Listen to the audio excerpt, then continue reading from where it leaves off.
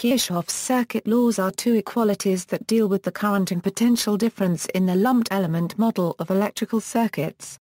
They were first described in 1845 by German physicist Gustav Kirchhoff. This generalized the work of Georg Ohm and preceded the work of Maxwell. Widely used in electrical engineering, they are also called Kirchhoff's rules or simply Kirchhoff's laws. Both of Kirchhoff's laws can be understood as corollaries of the Maxwell equations in the low-frequency limit.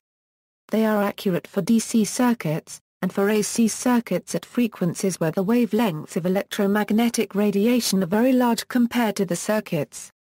Kirchhoff's current law. This law is also called Kirchhoff's first law, Kirchhoff's point rule, or Kirchhoff's junction rule. The principle of conservation of electric charge implies that, at any node in an electrical circuit, the sum of currents flowing into that node is equal to the sum of currents flowing out of that node, or, the algebraic sum of currents in a network of conductors meeting at a point is zero. Recalling that current is a signed quantity reflecting direction towards or away from a node, this principle can be stated as N is the total number of branches with currents flowing towards or away from the node.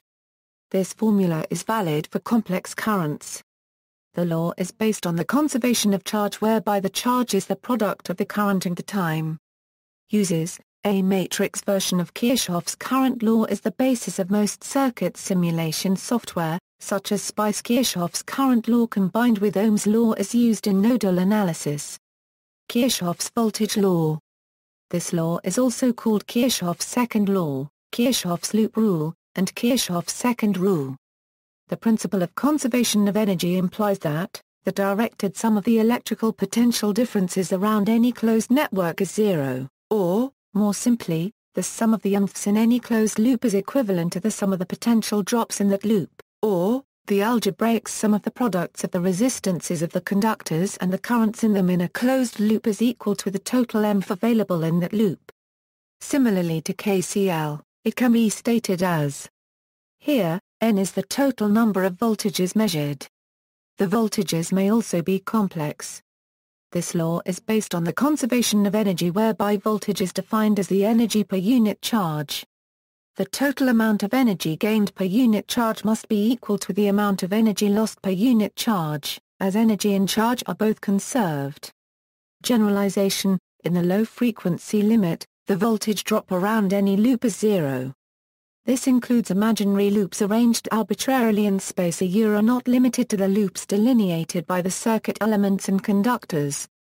In the low-frequency limit, this is a corollary of Faraday's law of induction. This has practical application in situations involving static electricity. Limitations: KCL and KVL both depend on the lumped element model being applicable to the circuit in question.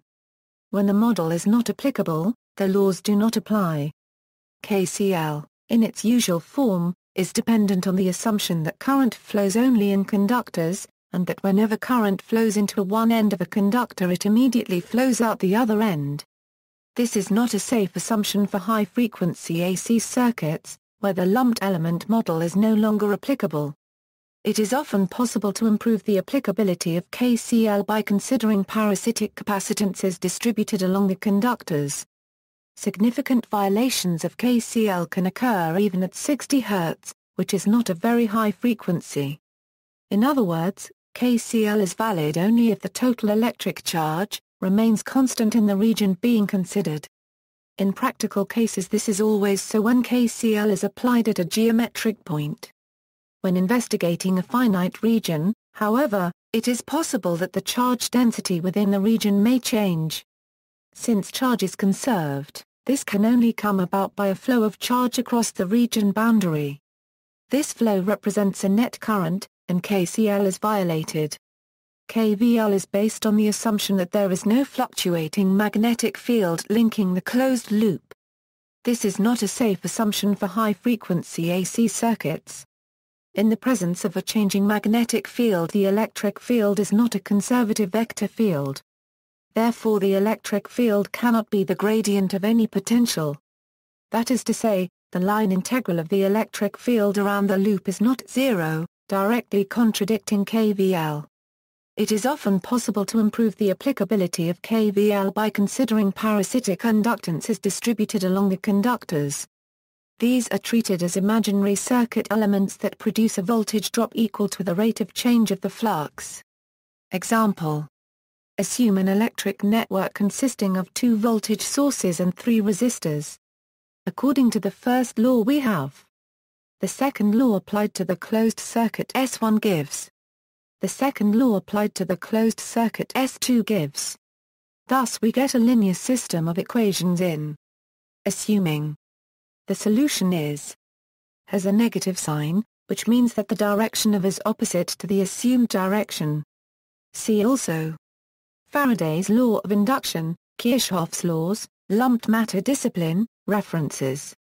External links: MIT video lecture on the KVL and KCL methods, Faraday's law, most physics college books have it wrong.